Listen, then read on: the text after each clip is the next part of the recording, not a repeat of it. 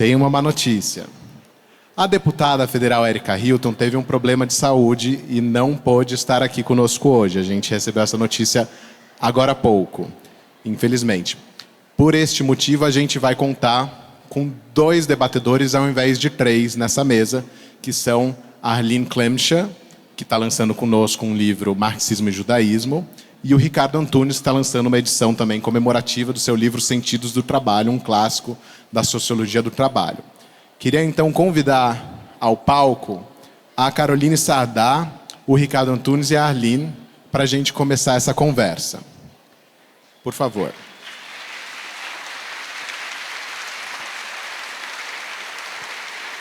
A Arlene está chegando, ela está tipo na porta. Então a gente já vai começando de qualquer forma para a gente também não atrasar a programação ao longo do dia, ok? Então eu vou apresentar a Caroline, que é comunicadora política, ativista, criadora de conteúdo sobre história da mulher e direitos femininos. Gente, obrigado e uma excelente atividade para todos.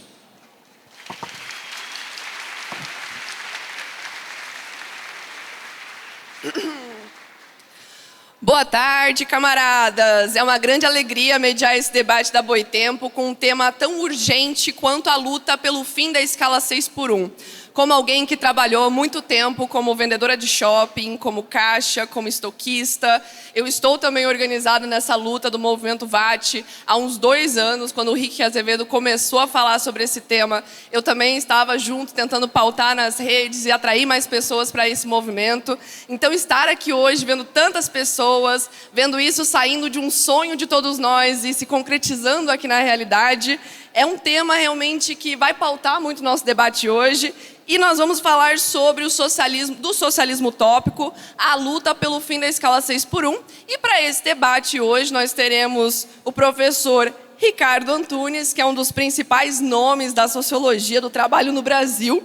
Ele é professor titular da sociologia no Instituto de Filosofia e Ciências Humanas da Universidade Estadual de Campinas, coordena a coleção Mundo do Trabalho da Boitempo e é autor de, entre outros, Capitalismo Pandêmico, Coronavírus, O Trabalho sob Fogo Cruzado e O Privilégio da Servidão. Gostaria de pedir uma salva de palmas para o nosso professor.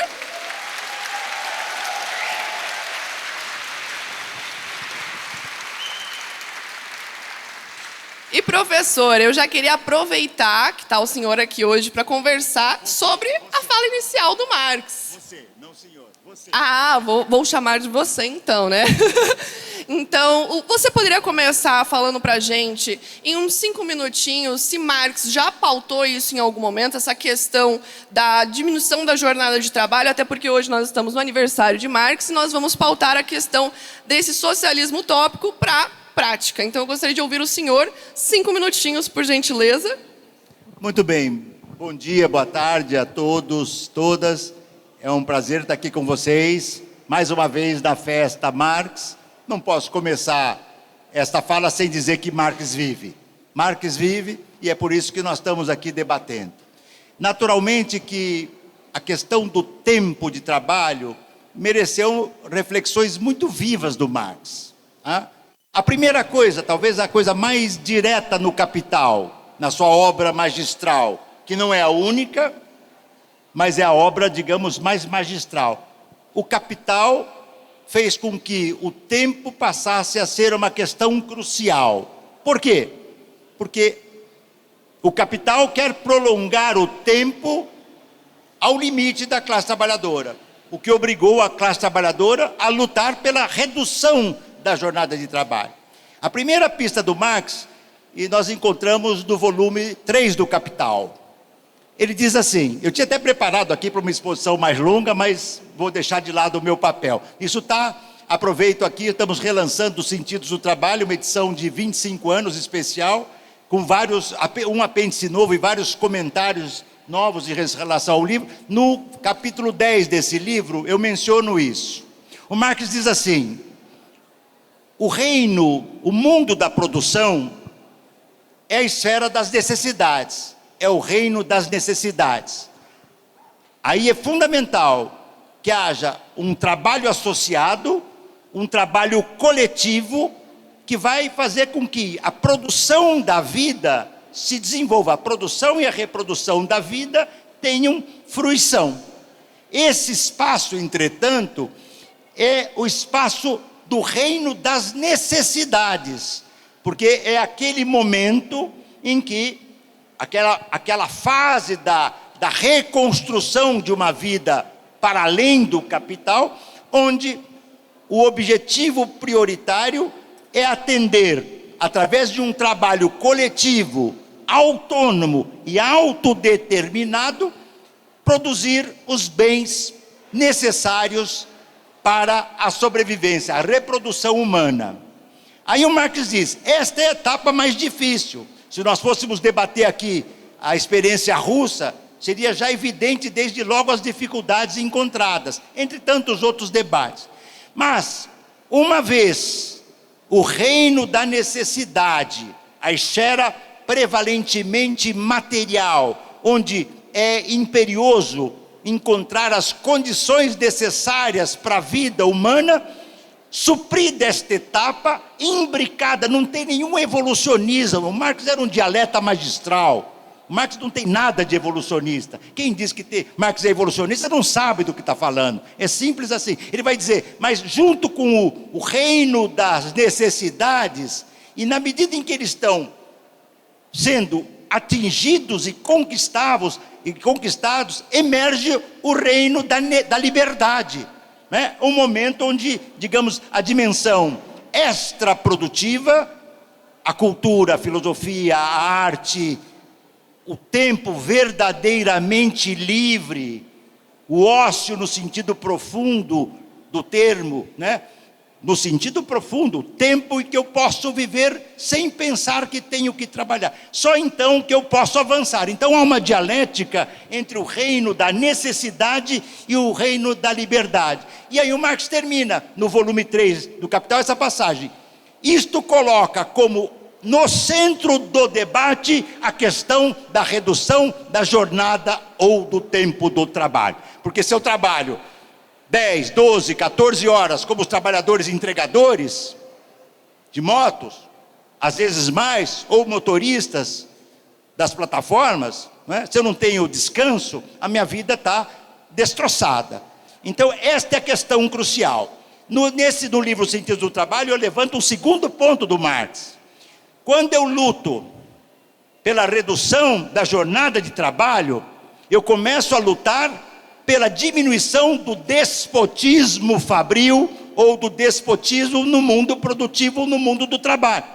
Porque eu estou reduzindo a jornada, não vou aceitar redução de salário e não posso aceitar que o capital me obrigue a trabalhar em 6 horas o que eu faço em 8. Porque essa é a estratégia do capital. Se ele não conseguir impedir a redução, ele diminui a jornada, mas ele aumenta a intensificação da exploração pelo tempo. Percebe que tem uma questão crucial para o Marx. Então, se eu diminuir a opressão no mundo do trabalho, a exploração, a expoliação, o que o Marx chamava do despotismo fabril, ou o despotismo, o mundo hoje é pior que o despotismo fabril, porque hoje nós temos o despotismo dos algoritmos.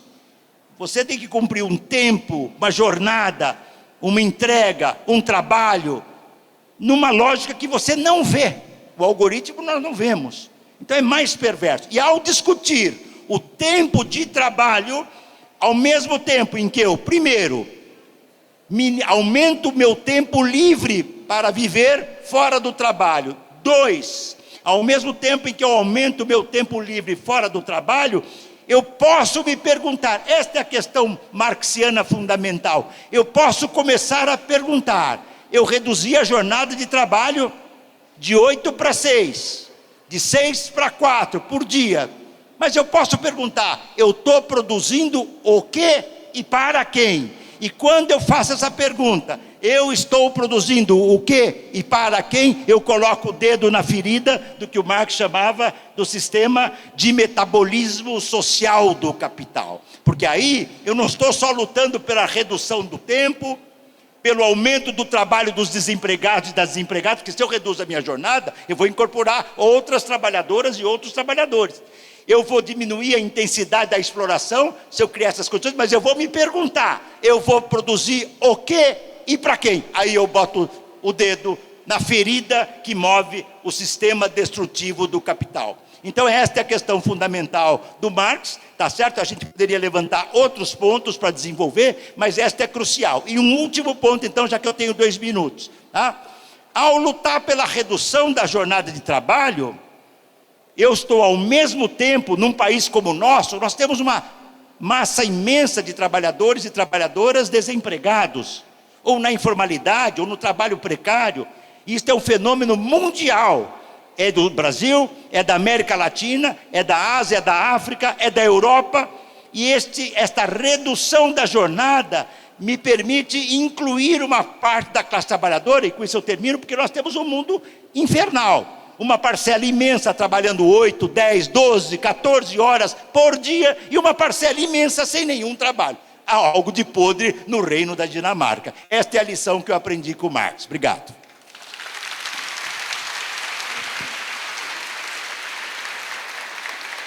Grande professor Ricardo.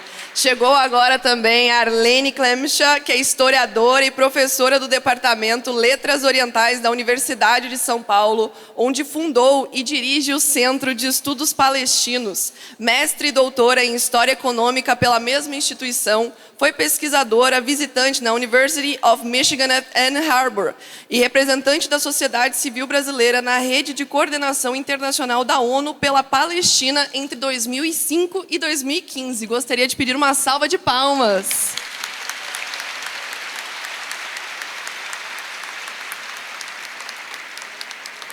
Arlene, gostaria de pedir também que você fizesse sua fala em até 5 minutos, por favor.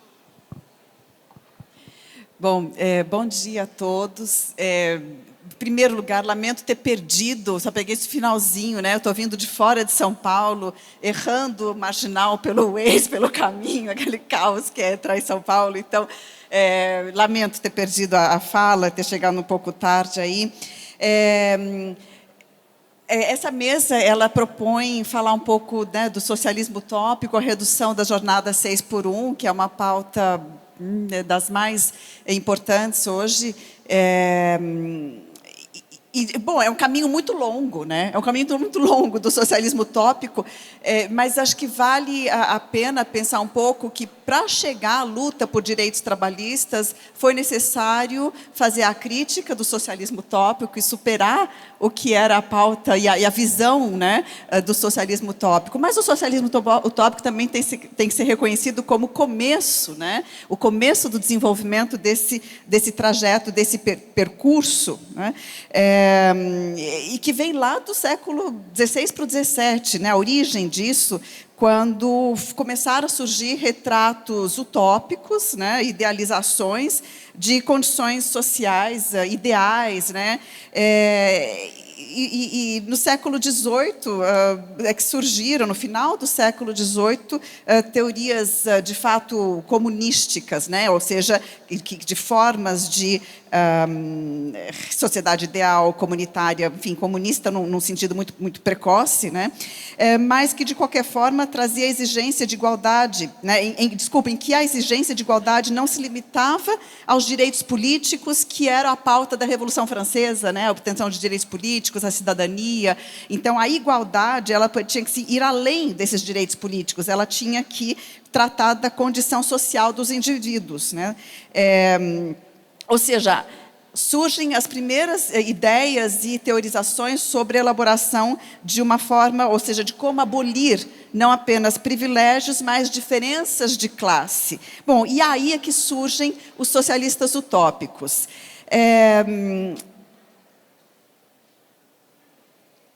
Entre os primeiros, né, são justamente no começo do século XIX aqueles que colocam as bases do socialismo francês e também na Inglaterra, Owen. Então, os primeiros socialistas utópicos, os nomes mais importantes e relevantes nesse espectro assim, estão Fourier, Owen, na Inglaterra, né? Saint-Simon também, na França. Então tinha, por exemplo, Saint-Simon ele tinha 30 anos quando aconteceu a Revolução Francesa, né? E para ele a classe média, os movimentos da classe média naquele contexto de comecinho do século XIX ainda possuíam uma significância. Eles deveria haver uma união, né? Ou seja, a sua ideia não era uma ideia ainda de luta de classes e obtenção de direitos através da crítica da forma de reprodução do trabalho e tudo mais, estava longe disso. Era uma ideia ainda de uma ideia socialista que, na sua racionalidade, deveria ser seguida por todos. E assim que as pessoas percebessem que aquele era o melhor modelo de sociedade, todos seguiriam esse modelo de sociedade. Por isso, então, foi chamado depois de socialistas utópicos, né? Fourier, por sua vez, ele tinha além disso, ele tinha uma visão de história, ele tinha uma concepção de história bastante elaborada para sua época, enfim, mas ele tinha essa mesma ideia de socialismo como uma verdade absoluta a ser descoberta por todos, né? Era, portanto, um movimento reformista, né? Um movimento que influenciou muito ao longo de todo o século XIX. Por exemplo, a formação de comunidades, de núcleos comunitários, núcleos comunitários que não faziam a crítica da sociedade, mas às vezes buscavam se separar da sociedade para criar um socialismo ideal num núcleo fechado e achando que isso serviria de modelo, né? A maioria desses núcleos dessa época acabaram, se foram, alguns existem até como locais de turismo, né?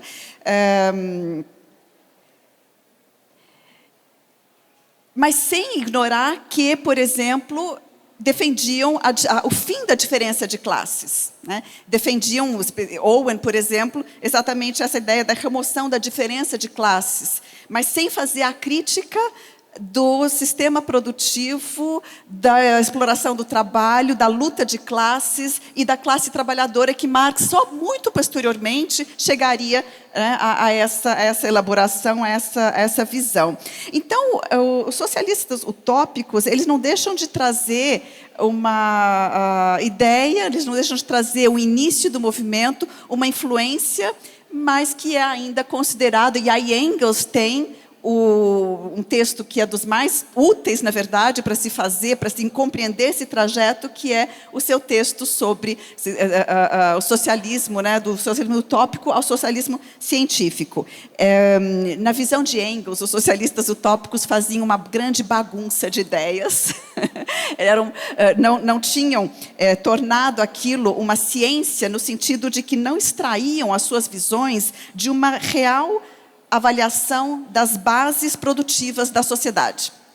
Mas eles colocaram as ideias, eles colocaram a filosofia, colocaram visões que eram visões norteadoras, de fato, de aspirações sociais, de aspirações comunitárias, mas que a ciência acabaria levando bem mais longe, faria a crítica daquele modelo. Só para finalizar, dentro do meu campo, que não é estudar o socialismo utópico para nada, mas dentro do campo da história, da questão judaica, do colonialismo, da Palestina, do sionismo, tem um exemplo que não costuma ser mencionado como exemplo de socialismo utópico, mas, por exemplo, a gente pode traçar certas analogias da falange experimental defendida por Fourier na Palestina.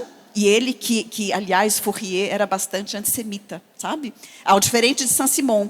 E depois eu posso até falar que ideias eles tinham, mas acho que não é o caso para esse debate sobre os judeus, né? Mas Fourier defendia uma falange experimental na Palestina, que era uma forma de colonização da Palestina. Então, veja que perigoso. Essas ideias extraíam, achavam que pudesse haver uma não comunicação entre aquele experimento e o seu entorno. E chegavam ao ponto de achar que um experimento internamente socialista poderia ser progressista. Como que vai ser progressista se ele estiver dentro de um contexto colonial imperialista de dominação de outro país? Então, É óbvio que hoje a gente tem recursos para pensar muito mais longe, mas se for pensar o título dessa mesa do socialismo utópico para a redução da jornada 6x1, o que fica é que para atingir a redução da jornada 6x1, a gente tem que entender que o socialismo utópico teve que ser criticado com base no distanciamento que essa ideia tinha das reais forças produtivas, e que é compreendendo a força das forças produtivas que se vai defender a luta da jornada 6x1. Obrigada.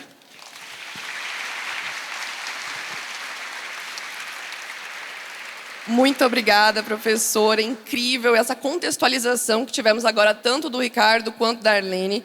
Eu acho muito importante essa questão de entender sobre a escala 6x1 nesse âmbito da utopia, porque muitos de nós, quando estamos nesses movimentos, quando nós dialogamos com colegas de trabalho, com familiares, nós falamos que queremos a redução da escala de jornada e as pessoas falam: não, mas isso é um sonho, isso é uma utopia, isso nunca vai acontecer. E isso é para nos imobilizar, para nos paralisar. E tudo que já aconteceu na história da classe trabalhadora, tanto a redução da jornada para 8 horas, quanto pelas férias, o descanso remunerado, a licença maternidade, a abolição do trabalho infantil, tudo isso já foi visto como algo utópico, como algo distante, como algo impossível de ser realizado, apenas um sonho.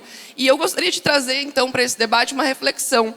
A escala 6x1 é uma utopia? E se ela é uma utopia, como que nós saímos do campo utópico e viemos para o campo da realidade, da prática? Gostaria de ouvir vocês dois, uns 5 minutos cada um, por favor. Muito bem. Veja o seguinte, né? Primeiro, a gente poderia fazer um debate sobre o que é o não presente, o que é a utopia, o utopos, né? A jornada 6x1 é nefasta, ela é o presente. Agora, se você tenta imaginar como utopia algo que é impossível, então a gente tem que recorrer à história, não é? Revolução Industrial, 1750, 60, 70. As jornadas de trabalho, 10, 12, 14 horas. As crianças podiam trabalhar com mais de 14 anos. Mas eu visitei em Manchester, na Inglaterra, um museu espetacular, e não porque ele é pelo que ele também é, mas não porque ele é. O museu é sobre as máquinas da Revolução Industrial Inglesa. Eu não sou engenheiro, eu olhava as máquinas como se estivesse olhando pedras. E eu me impressionou profundamente as caixas, um pouco maior do que essa caixa de som aqui, juntando as duas, e um pouquinho mais larga, onde dormiam as crianças nas fábricas da Revolução Industrial. Como é que se saiu de uma jornada de 12, 14, 16 ou mais horas de trabalho para a jornada de 8 horas? Uma luta de um século da classe trabalhadora. Na Inglaterra, na França, até chegar ao 1886, nos Estados Unidos, mortes de trabalhadores, mortes de trabalhadoras. Então, é evidente que o momento que nós estamos vivendo, aí dou um salto para o momento atual, é o mais destrutivo da história do capital. Na minha análise, eu tenho escrito isso muito intensamente, além dos livros que você falou, no Privilégio da Servidão também. Nunca, o novo proletariado de serviços da era digital é o limite da exploração do trabalho que as grandes corporações imaginam para toda a classe trabalhadora. É muito importante entender isso. E no caso dos trabalhadores de aplicativos, para citar este exemplo, e não são só motoqueiros e motoristas de automóveis privados, isso tende a se expandir para todo tipo de trabalho plataformizado. As jornadas são ilimitadas, os embustes são múltiplos, né? O embuste é o mundo dos embustes, tanto é que foi magistral essa greve de 31 de março e 1º de abril. Vocês se lembram? Por que a greve foi escolhida também no dia 1º de abril? Porque é o dia da mentira, e sou empreendedor, sou autônomo, vivo feliz, escolho o meu trabalho. Parará. Se eu pudesse, vocês iam entender a palavra que eu ia usar, né? O esquimbal, para ficar mais bonitinho. É este limite da exploração que faz com que a luta seja crucial. Ponto 2. A eleição para vereador e para os prefeitos do ano passado foi a mais deprimente desde a ditadura militar. Bom, nós temos um parlamento que é o pântano. Aliás, a propósito, nós estamos fazendo um baixo-assinado, eu pediria que vocês ficassem muito atentos a partir de domingo, segunda ou terça-feira, em defesa do Glauber Rocha. Ele está sendo punido porque ele tocou na ditadura do parlamento. Ele tocou na ditadura onde vale tudo, tá? Ajudem a divulgar. Muito bem, o que eu ia dizer então? Nesse momento crucial, nós temos que lutar pela redução da jornada de trabalho. E a única coisa positiva dessas eleições, a única coisa foi esse jovem trabalhador do novo proletariado de serviços do Rio de Janeiro que diz, não é possível a escala 6x1. A jornada de trabalho brasileiro, por lei, tá certo? É de 44 horas, pela Constituição, tá certo? De 88, pela Constituição de 88. Muito bem. 6x1, são 6 vezes 8, tá certo? Você já tem uma explosão de trabalhos desses dias, e ainda você trabalha, não é? No sábado, frequentemente 4 horas e podendo chegar a mais, passar de 48 horas ou mais. No setor de serviço vale tudo, você não tem sindicato organizado, você tem muitas vezes sindicato pelego, sindicato patronal, tá certo? Então se você trabalha uma jornada intensa durante a semana, tá certo? Se você trabalha uma jornada intensa, você tem que lutar pela sua redução. É evidente, lembra do que eu falei na minha primeira questão, é uma questão crucial do capital, do sistema de metabolismo social do capital, é o controle do tempo, mas essa questão explodiu porque ela tocou numa questão decisiva da vida cotidiana da classe trabalhadora, e impressiona que uma parte grande dos sindicatos não sabe o que fazer. O governo de plantão levou uns 3 meses para poder se pronunciar. Primeiro falou, não, 6x1, mas talvez 5x2. É crucial esse tema pelos pontos que eu levantei no que diz respeito à questão, tá certo? Mais de fundo. É ele que nos permite tocar para que a classe trabalhadora tenha coágulos de sociabilidade fora do trabalho, tá?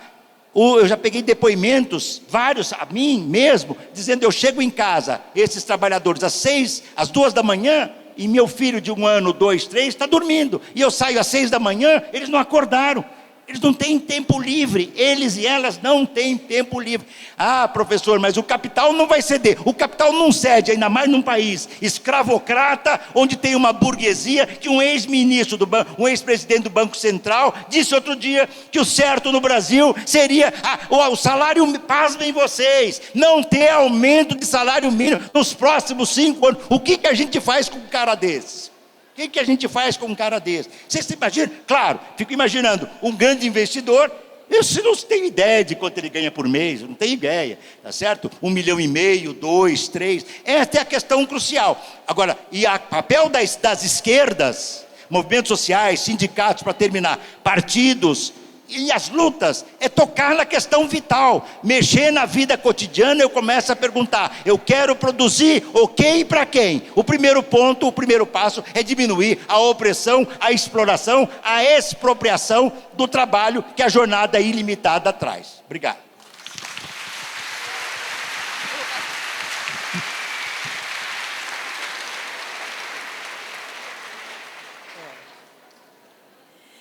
Sem dúvida, a utopia é necessária. Eu sei a primeira pessoa a falar isso, né?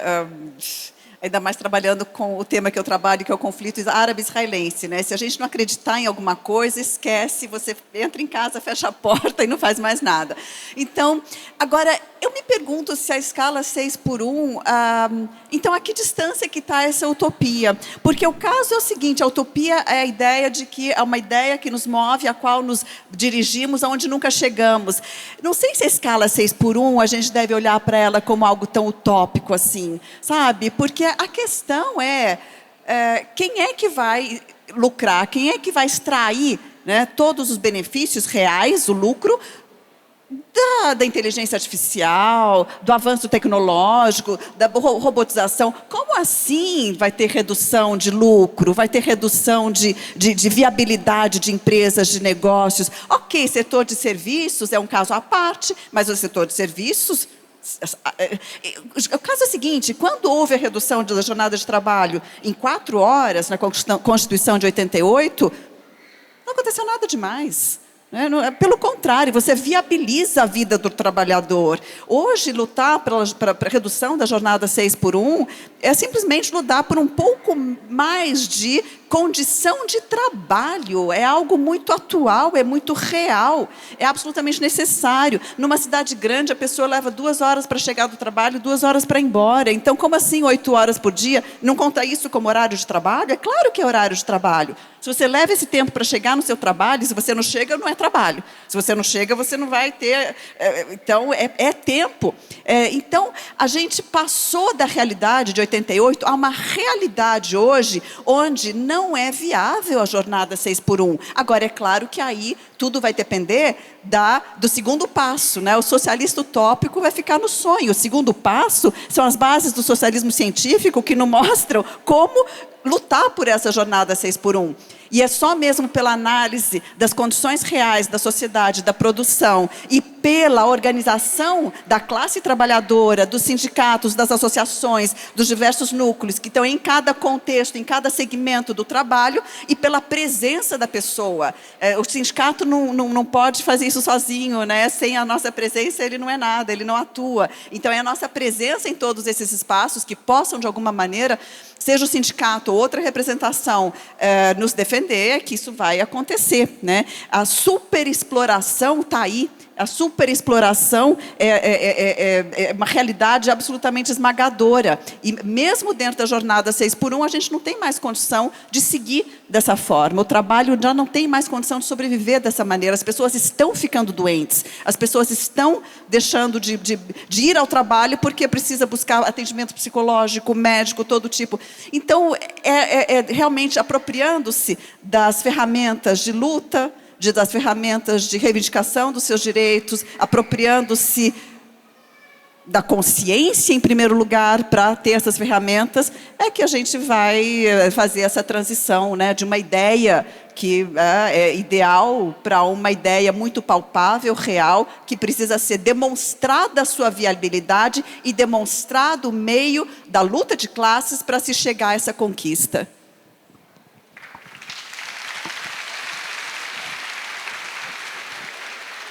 É muito importante essas reflexões que estamos tendo aqui hoje, porque eu imagino que muitas pessoas que nesse momento estão trabalhando nesse sábado em shopping, como caixa, em McDonald's, trabalhando nos metrôs, em todos os lugares, nos seus trabalhos vistos como invisíveis, essas pessoas têm um questionamento.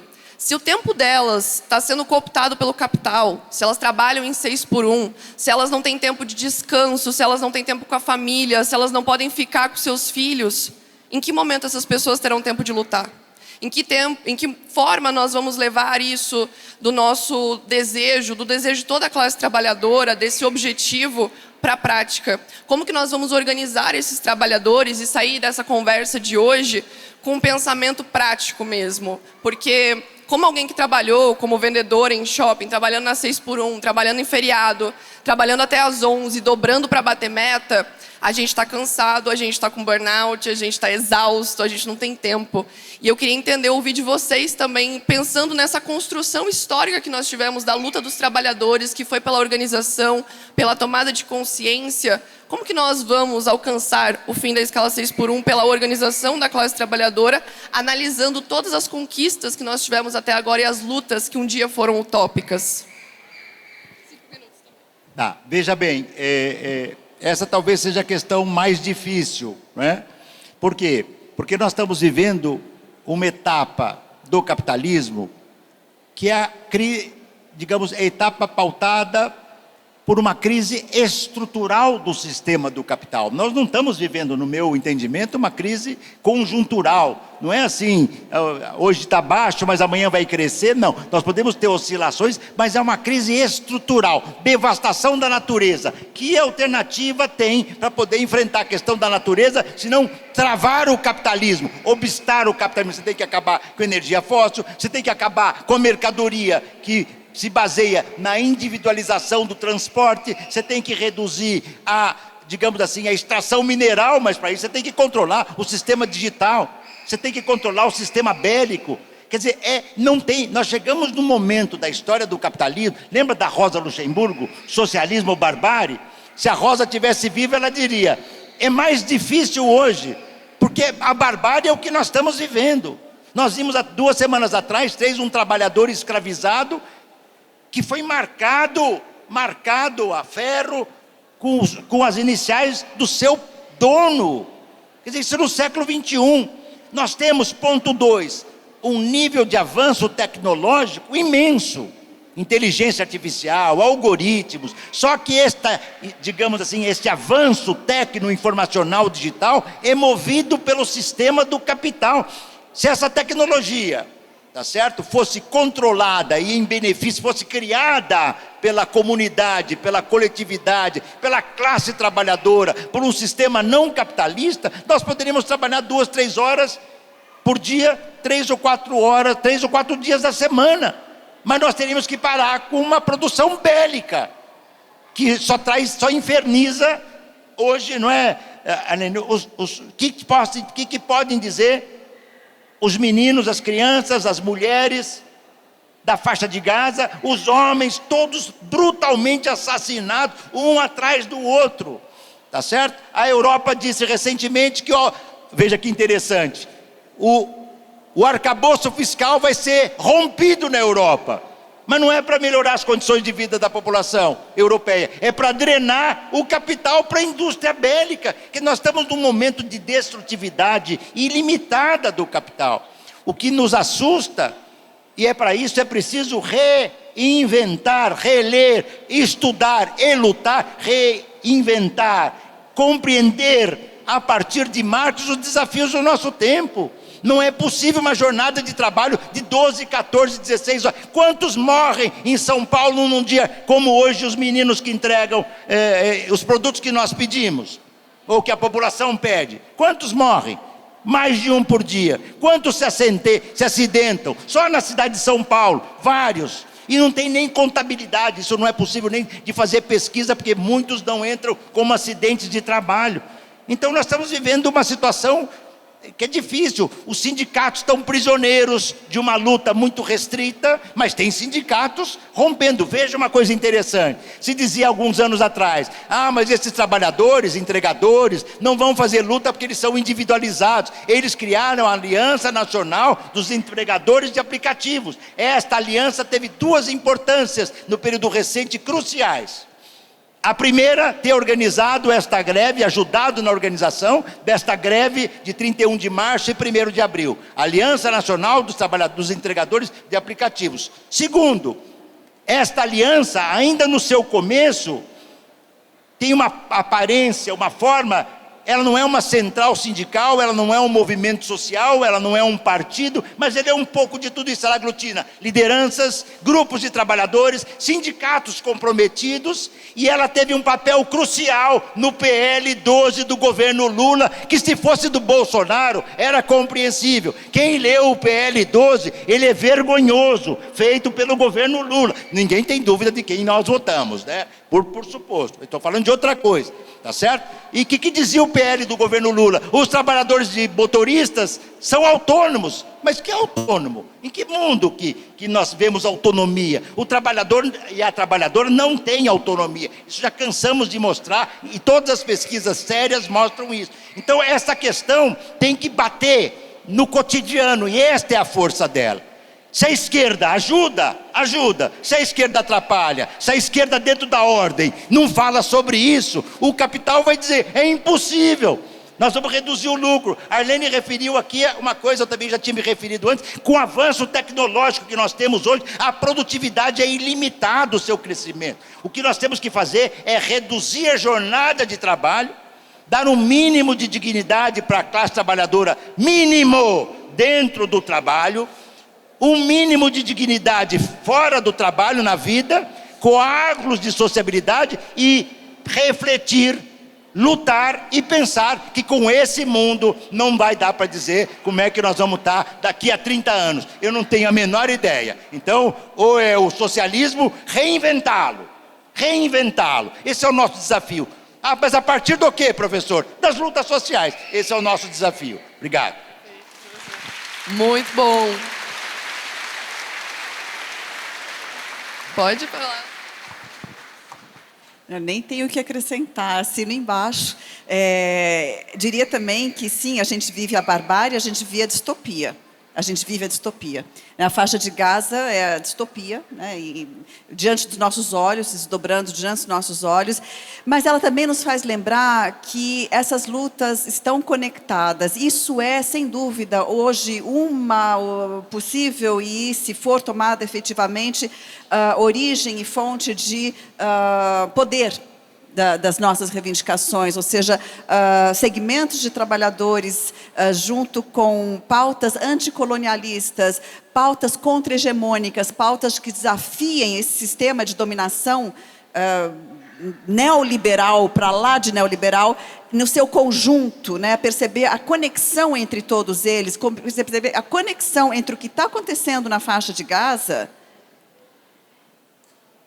e o motoqueiro, o RAP, que morre um por dia no trânsito, e as câmeras de segurança que estão ali para controlar, muitas vezes, exatamente qual é o movimento das pessoas e dos trabalhadores, e os checkpoints em Israel, onde passam das 5h30 da manhã até 7h30 da manhã, aqueles poucos palestinos que têm autorização para trabalhar em Israel desde que em 2002 foi construído o muro, eles precisam se espremer por um corredor abarrotado de gente para conseguir passar nas catracas, no checkpoint, para chegar no seu local de trabalho, porque na Cisjordânia não tem mais trabalho, praticamente, são serviços poucos, dentro aqueles que têm autorização de trabalhar em Israel. A tecnologia colocada em prática para vigilância e para o controle desses trabalhadores é exportada para o mundo inteiro.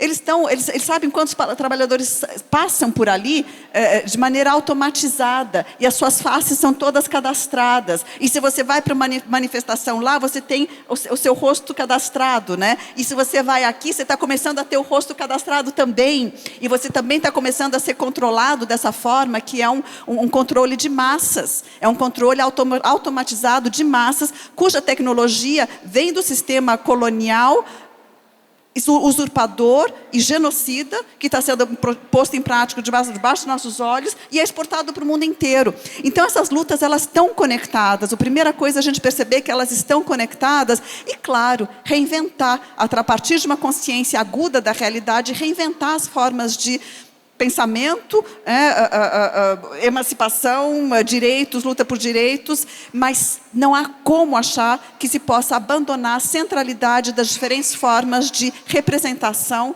dos trabalhadores, dos segmentos de trabalho, do envolvimento, do engajamento. É isso, é a luta de classes. Em última instância, a luta de classes, que foi, aliás, um grande diferencial nessa passagem do socialismo, na evolução da ideia no século XIX, já no fim da segunda metade do século XIX, que é a chave, continua sendo a chave para um socialismo, para um futuro que precisa sim ser reinventado a partir de uma muito aguda percepção da realidade e da conexão entre as formas de opressão que vivemos. Obrigada.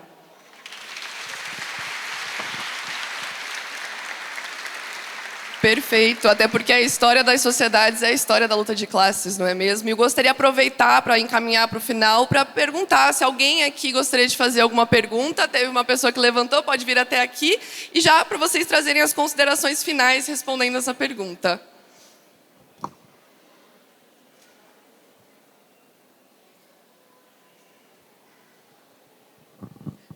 Bom, boa tarde, né, para todos. É um prazer estar aqui na mesa com vocês, né? É uma preocupação minha, eu sou professora do Estado, né? E vem vindo uma forma de precarização muito grande do trabalho dos professores com a plataformização, né, da educação. E uma forma de trabalho muito intensa. E essa forma de trabalho muito intensa tem trazido um problema muito grande em relação à juventude, ensino médio principalmente. O que está acontecendo? Esse ensino médio, ele perdeu uma parte das humanas, das áreas de humanas. Além disso, os alunos são a favor da questão dessa ideia desse trabalho de ser empresário, né? De ser o seu próprio dono do seu trabalho. E você não consegue fazer esse debate ao contrário. Por quê? Porque o professor não consegue mais, com a plataforma, fazer qualquer outro tipo de debate com o aluno. Né? E eles são muito a favor dessas questões. Né? Não, mas eu vou ser empresário, mas eu sou dono do meu próprio emprego. Isso é muito grande para quem é professor do Estado, né? Sabe como que isso está muito forte ali dentro. Então, eles são contra a escala, a favor da escala ser 6x1 e não contra. Isso é uma quantidade de aluno muito, muito grande. Mas eles são contra as plataformas, só que não existe nenhuma luta de estudantes para movimentar esses alunos, para que eles lutem contra a plataforma e entendam contra a escala 6x1. Então, nós estamos num problema muito grande para trabalhar esse tipo de coisa. E aí vem um outro problema, que vem a questão da ideia da questão palestina. O governo chamou 300 professores, agora eu fui, né, para falar sobre o antissemitismo. Só que esse antissemitismo, ele é um antissemitismo da paz. Mas essa paz, ela tem um lado. Você entendeu? Então, essas pessoas vão formar esses 300, vão ir para as escolas, né, vão formar os outros professores, os alunos, sem saber da discussão da Palestina, sem ter ideia disso. E eles vão trazer para as escolas um problema muito grande, gerando o quê? Pessoas que não sabem falar do assunto e vão falar do assunto com o ensino médio. E vão levar uma ideia distorcida. Tanto que muitos professores, eles pensam que ali eles são cristãos, que o povo é cristão, porque Jerusalém é ali em Israel. Então, eles acreditam nisso, e a discussão é muito complexa. Não dá para mim falar todo o contexto, mas para ter uma ideia, acho que vocês já devem ter uma ideia sobre esse assunto, já devem estar discutindo, né? Fácil aprovar uma PL antissemita, quando você vai no movimento da Palestina, dizendo que você é contra o genocídio na Palestina, e você ser preso como contraventor. Então, eu acho que está muito sério e esse debate não está sendo levado pelas entidades, né? Pelas entidades de esquerda, não estão. Aí, depois, o que acontece? Mais tarde, nós vamos sair na rua contra o negócio que o governo já está planejando, já está organizando. Então, essa organização, eles vêm organizando lentamente.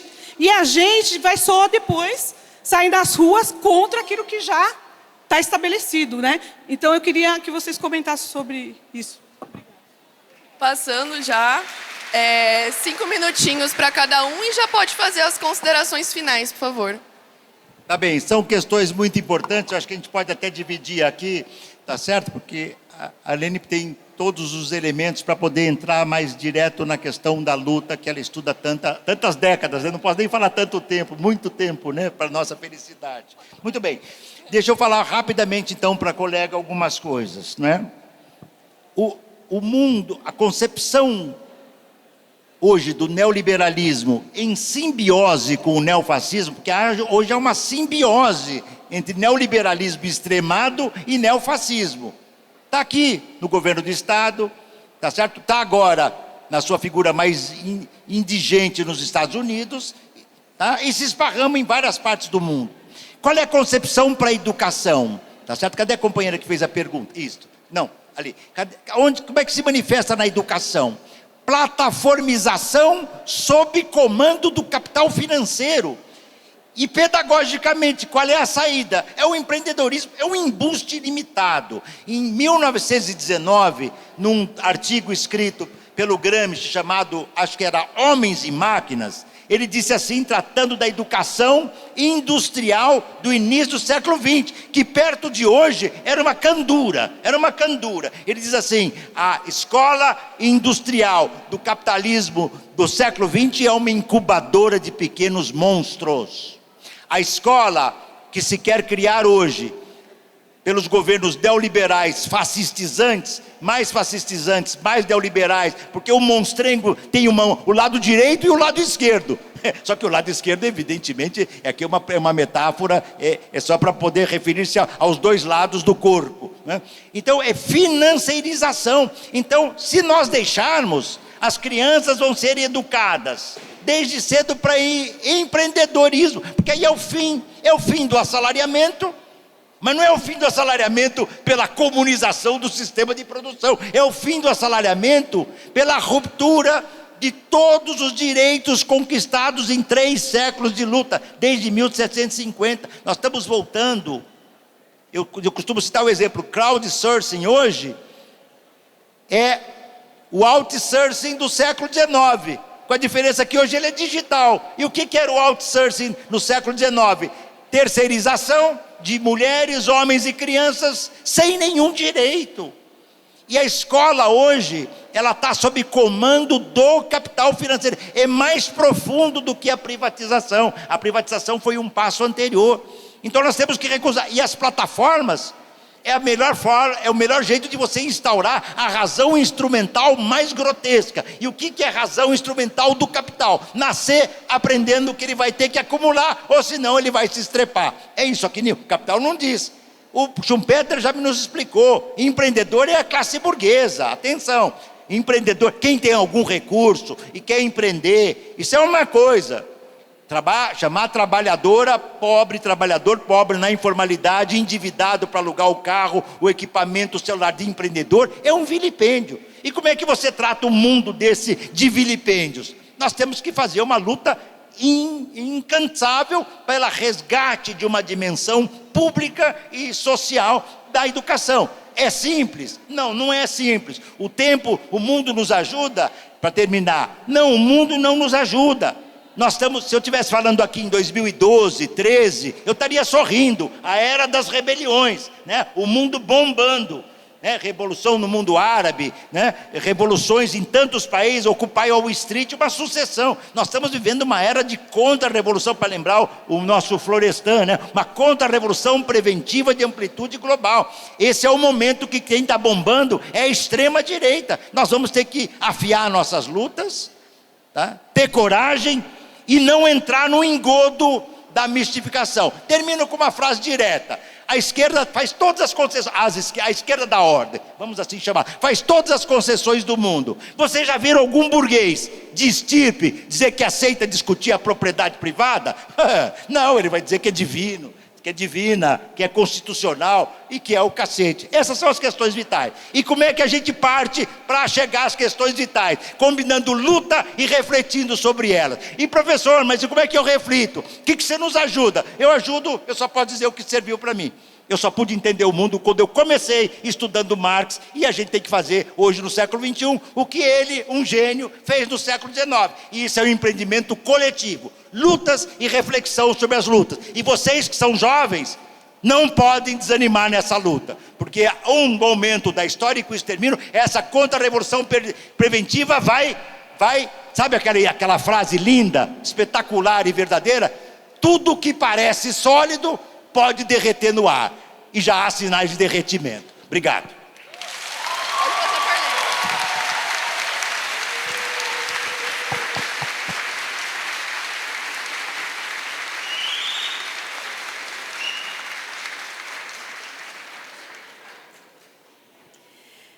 Essa questão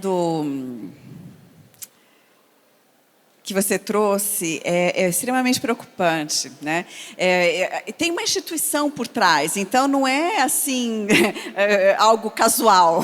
Tem uma instituição, se chama, pela sigla em inglês, IHRA, e em português é Associação Internacional de Memória do Holocausto. Essa associação ela foi criada na Europa, ela é uma associação sionista, e ela atua fazendo lobby no mundo inteiro a favor do sionismo. Tá? Então, ela lançou uma definição, em 2016, ela lançou uma definição prática, é o nome que ela dá, definição prática do antissemitismo. Afinal, ela supostamente trabalha pela memória do Holocausto, né? Então, ela lançou uma definição prática do antissemitismo. As primeiras linhas não são problemáticas, tem uma definição ali, porque antissemitismo é o ódio racial contra os judeus, ou contra instituições judaicas, ou coisas simplesmente por serem judeus, não tem outro motivo, não é por sua conduta, por sua política, então tem esse caráter racial, o antissemitismo é o ódio racial, né? Aí ela começa com essa definição, que não acrescenta, não ajuda muito, é uma definição bem simples, mas ok, e aí ela coloca 11 exemplos práticos, exemplos de antissemitismo. Desses 11 exemplos, 7 são exemplos de oposição à política israelense, ou seja, oposição ao sionismo, oposição a uma doutrina política, porque o sionismo é uma doutrina política. Agora, qualquer um pode se opor a uma ideia política, a uma doutrina política. Isso não é ódio racial. Mas ela coloca esses exemplos de oposição a Israel e oposição ao que Israel faz, né? Como se fosse antissemitismo. E como que isso cola? Como é que as pessoas acreditam nisso?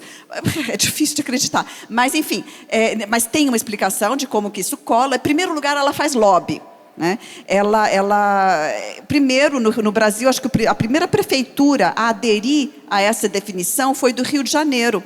Depois foi a Prefeitura de São Paulo, depois Rio Grande do Sul, Estado de São Paulo, e agora tem uma PL do Pazuello. O Pazuello colocou uma PL que a gente não sabe se vai realmente para frente, porque é inconstitucional, mas tem uma PL que quer que se integre, né, as leis do país que opor-se à política, à doutrina política do Estado de Israel, uma doutrina política que realiza a limpeza étnica do povo palestino desde o começo do século XX, que hoje realiza o genocídio na faixa de Gaza. Essa doutrina política genocida, agora a pessoa não pode se opor a ela porque vai ser classificado por lei no Brasil como antissemitismo.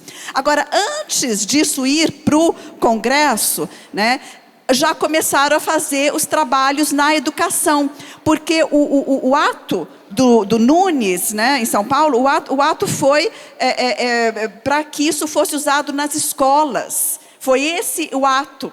E aí as escolas, justamente da prefeitura e estaduais, todas duas, estão inserindo essa definição absolutamente falseadora da realidade, estão inculcando na juventude a ideia de que se opor a Israel é ser antissemita. Né? E é crime, antissemitismo é crime, é racismo, né? É crime racial. Isso é uma mordaça, é colocar uma mordaça. Eu tomo aqui as palavras... Já há sinais, né, de desintegração. Quando querem colocar uma mordaça na boca das pessoas à força desse jeito, é porque o crime é muito feio e porque ele é muito flagrante. É muito óbvio que tem um genocídio, é muito flagrante o crime que está sendo realizado há 100 anos, na verdade, contra o povo palestino. É tão óbvio que tem que ter lei contra, que tem que ter lei para amordaçar, para tornar cego, para que as pessoas não vejam. Agora, tem fragilidades, é claro, na conscientização. O crescimento de um certo setor evangélico neopentecostal que quer a todo custo, que tem uma afinidade ideológica com Israel e o sionismo, sem sequer entender o que é Israel e o sionismo, transportando uma ideia religiosa, messiânica, né? E achando então que aquilo tudo é cristão. Não é cristão, realmente eles acham que são cristãos. Aí tem aquelas entrevistas com a senhorinha numa manifestação da extrema-direita. Por que a senhora está usando essa bandeira de Israel? Porque Israel é cristão, né? É absolutamente maluco isso tudo, mas existe lobby, isso é poder, tem muito dinheiro. Agora, o que tem que ser feito? Educação, conscientização. Realmente, as várias associações precisam ajudar a promover esse tipo de conscientização. Tem que ser feito esse tipo de trabalho. A gente, na USP, no Centro de Estudos Palestinos, que fundamos agora, a gente está trabalhando junto com a educação pública para criar recursos, para disponibilizar recursos para ensinar a história como deve ser ensinada, para ensinar de uma forma correta e eliminar essa confusão, né? E também a gente vai ter que ensinar de onde vem a confusão. A confusão é proposital. A gente vai ter que ensinar de onde vem essa confusão. Que essa confusão vem de um grupo de lobby chamado IHRA, que em 2016 estipulou uma definição, está lá no site deles, e essa definição propositalmente confunde antisionismo com antissemitismo para criminalizar qualquer pessoa que se oponha à política sionista e ao Estado de Israel. Vai ter que educar, né? Vai ter que se unir para educar. E lutar, né? E lutar. E é Palestina livre do rio ao mar, não é mesmo? Ele pode até tentar calar, mas a gente vai continuar falando. E vai ter luta, vai ter reivindicação e não vão calar os palestinos, não. Finalizando aqui, eu gostaria de agradecer a presença e também todas as falas transformadoras dos nossos participantes e também a presença de vocês que estavam aqui nos assistindo.